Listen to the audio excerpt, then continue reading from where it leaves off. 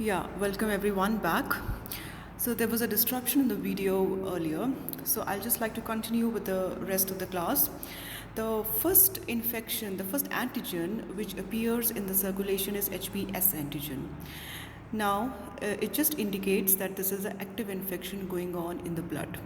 When the infection subsides, the antibodies appear in the circulation and an anti-HBs antibody appears in the circulation, which just signifies that the patient is not infective now and the patient had a remote infection before that. Along with the HBs antigen, HBe or the envelope antigen appears in the circulation. It indicates an active viral replication and infectivity. So the presence of this envelope antigen in the circulation beyond 3 months is an indication of a highly likely to getting into a chronic hepatitis B.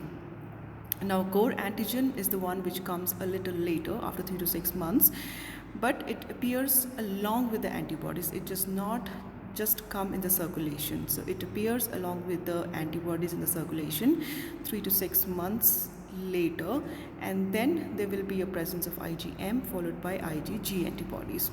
Now you can get back to the chart here. You can see the purple one is the HBs antigen. The moment the curve goes down, the antibody anti-HBs will appear in the circulation, which is in the green color, which persists throughout the life. It just indicates that the patient was infected earlier.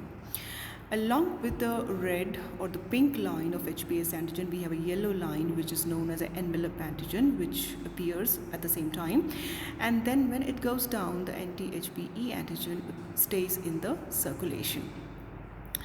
And then after some time, the HBc antigen and the antibody at the same time stays in the circulation for a long time. It means that the patient was infected a long time before. Now the next table, you can say very easily, it indicates various serological patterns. If you see HBs antigen and E antigen, and you see the IgM antibodies of core antigen, you say it is a acute infection. It's a highly infectious patient right now in front of you. But if you see the HBs antigen, E antigen, and you see IgG, so it means it's a chronic patient, and the patient is still very infective because HBs antigen is positive. Okay, so if HBe is negative and HBs is positive, it means the patient is a carrier state. Now, if you are able to see plus minus HBe antigen and anti-HBe antigen, so he may be having some rare, some acute, very remote acute infections. But if you see HBs antigen in the circulation and none of the antigens are positive, it means the patient has been vaccinated. So this is the way you interpret your graph.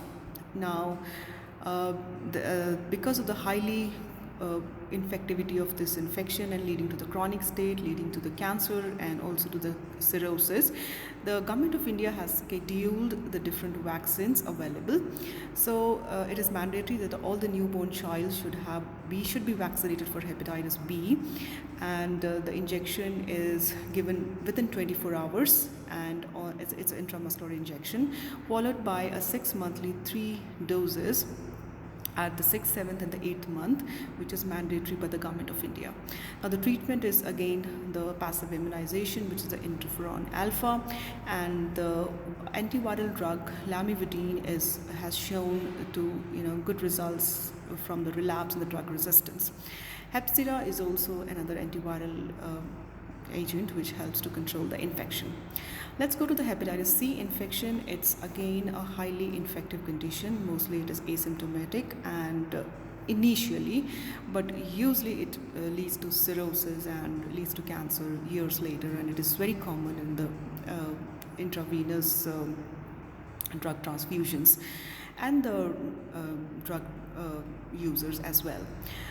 So this the following picture shows you the structure, which is RNA virus, and it belongs to the flavivirus. And the incubation period, we know it's more than a month to 2 months sometimes, and the modes of transmission we are very clear. So in this we have anti-HCV antibody. Okay, there is which can be picked up on by ELISA or other methods, and the liver function tests are always deranged in these types of symptoms. Now this HCV antibody, as I told you, it can be detected by ELISA or it can be detected by RT-PCR, while the antigen can also be picked up by EIA. Okay, so the prevention is usually, be very careful while you are getting your transfusion. Properly screen the blood for hepatitis C infection, but there is no immunization which is available for hepatitis C infection. Among the treatment, ribavirin has shown quite a good results in hepatitis C infection, but it has to be given along with interferon, and it has given us a very good reports, because again the relapses are lesser if the combination of the treatment is given. Next is hepatitis D virus. It belongs to hepatitis delta virus, and it is basically a very small or a subviral satellite virus, and it occurs in combination with hepatitis B virus. So mode of transmission and incubation period we have already discussed. So this is important, that it occurs as a co-infection or a superinfection to hepatitis B virus. In co-infection, both the D and the B infections occurs at the same time. In the superinfection, the patient is already having a hepatitis B infection and he harbors the D infection a month later, or not at the same time. So the best is you have antibodies, which IgM and IgG. IgM is the first infection, IgG appears later, just to rule out the presence of hepatitis D infection associated with hepatitis B infection. In the following chart, the first chart is the co-infection, which says that HBs antigen and HDV RNA appears at the same time if there's a co-infection. And then later, when HBs antigen appears, anti-HDV antibodies also appears in the circulation. But in the superinfection, the patient already had HBs antigen, as you can see in the orange bar, but the anti-HDV antibody appears after some time. So that is a superinfection. So prevention is again prophylaxis against the blood donors, and educate the patient that if you have HPV, though you might have HPD infection, so you need to be careful. You have to educate the people, because then obviously the chronic infections and cirrhosis and all other complications appears after some time. Hepatitis E virus, as we know, it is an acute and self-limiting infection, and it is spread by fecal-oral route. It is most common in the immunocompromised patients.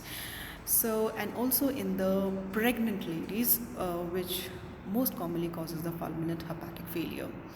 So, as usual in the acute infections, you will see you will see IgM and IgG antibodies, and then in the chronic infections, the liver may undergo fibrosis and cirrhosis.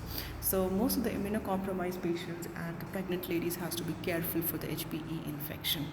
Another one thing is that there is an animal reservoir for HPE infection, which is pig. So the mode of transmission, we know it's a fecal-oral route, and in the circulation, as you can see, IgM appears early and IgG appears almost at the same time, but it persists. It just shows that the patient was infected with HEV infection earlier. So it can be detected by ELISA kits. You know what is an ELISA kit, and the sanitation and the fresh food is very, very important to prevent the infections. Hepatitis G virus, it belongs to the flavivirus family. Now these viruses are very common in the hemophilic patients. I have seen many cases, and in multiple transfusions and hemodialysis patients this infection appears. It does not carry it does not lead to cirrhosis or cancer, but it does cause acute and chronic fulminant hepatitis. So before you go, you have to understand a little bit of the normal histopathology of the liver, that what happens, what are the changes which appears in the liver after we have acute viral hepatitis. So you have seen the normal liver histology in the anatomy department. So you can see all the liver cells are arranged in trabeculae, they are arranged in cords, and they are separated by sinusoids. And all the cells show the nice pink cytoplasm of the cells. So now, as you see in this particular upper left picture where it is written diffuse injury, you don't see the cells are arranged in a trabecular pattern. You can see they are more in the form of lobules, and they are singly scattered, and the cytoplasm of the cells are showing a vacuolation.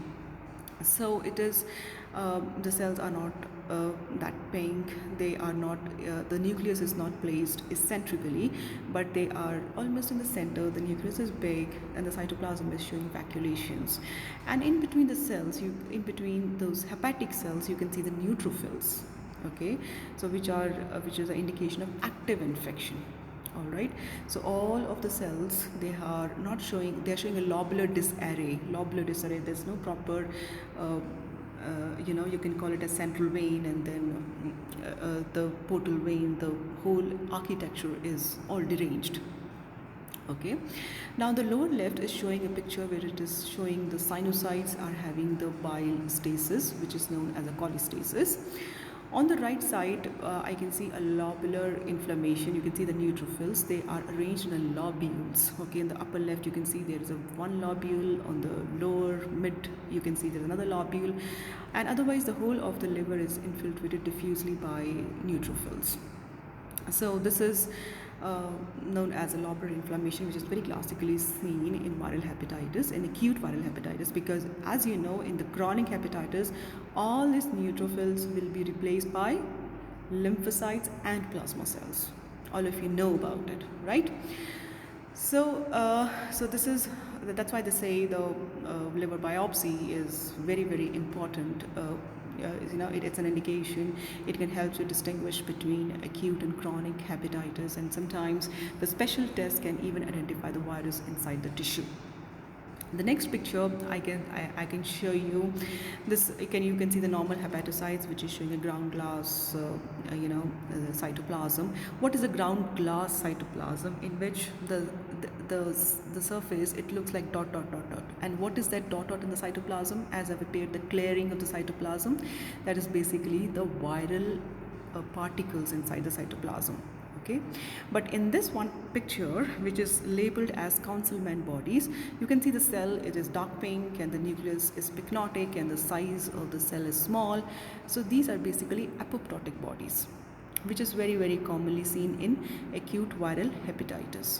Okay, so these Councilman bodies, or the apoptotic bodies, are very characteristic seen on the liver histology.